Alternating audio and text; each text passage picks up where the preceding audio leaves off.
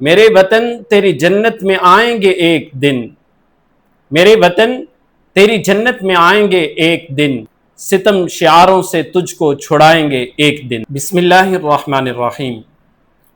ناظرین محترم، آج 5 اگست ہے، جسے یوم استحصال کشمیر کے نام سے منایا جاتا ہے۔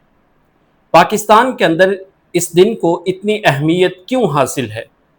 آخر ایسا کیا ہوا تھا کہ پاکستانی اسے یوم استحصال کشمیر کے نام سے مناتے ہیں؟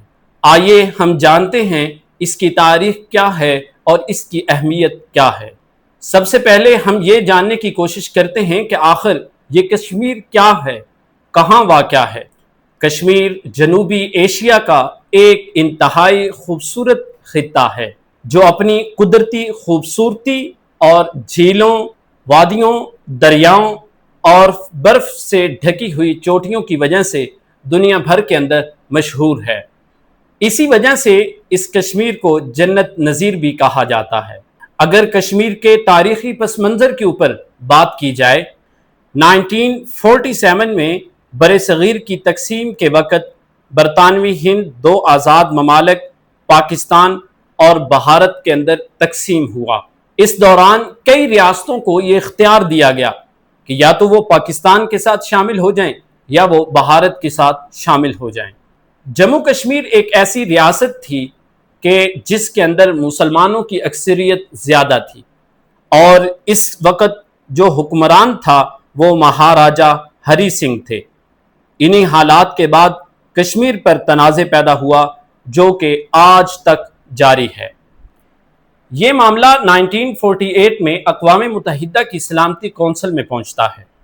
پھر کیا ہوتا ہے کہ اقوام متحدہ میں قراردادیں منظور ہوتی ہیں اور اس بات کے اوپر زور دیا گیا کہ کشمیریوں کو اپنی رائے دینے کا ایک موقع فراہم کیا جائے۔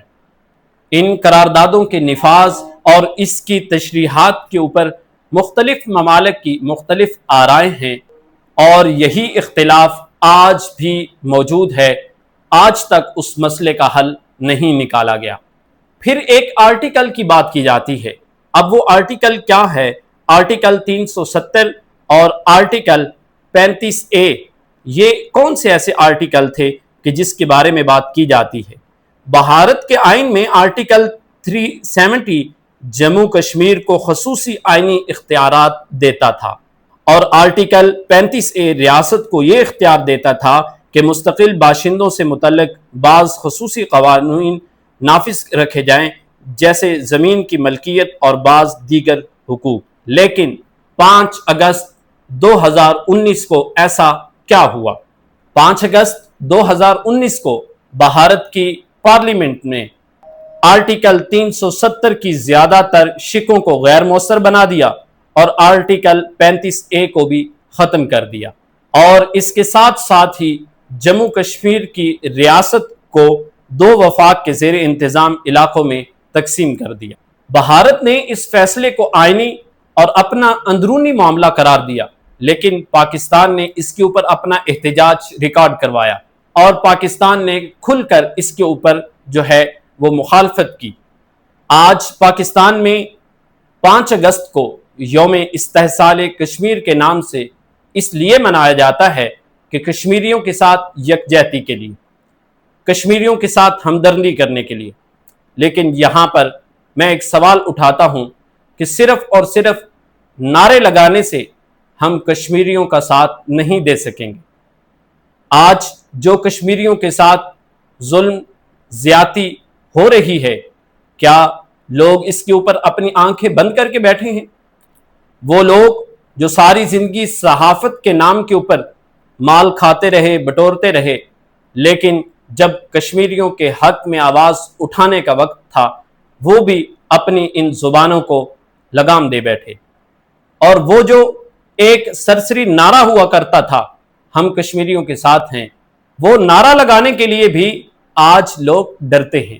کشمیر شہرگ ہے۔ کشمیریوں کا ساتھ دینے کے لیے زبانی نہیں بلکہ ہمیں میدان عمل میں اترنا ہوگا اور اپنے کشمیری بھائیوں کے ساتھ اظہار یکجہتی کرنے کے لیے ان کے شانہ بشانہ کھڑا ہونا ہوگا۔ جانے کیوں دبائی جا رہی ہے کشمیر کی آواز، جانے کیوں دبائی جا رہی ہے کشمیر کی آواز، میں پوچھتا ہوں کہاں اٹھائی جا رہی ہے کشمیر کی آواز۔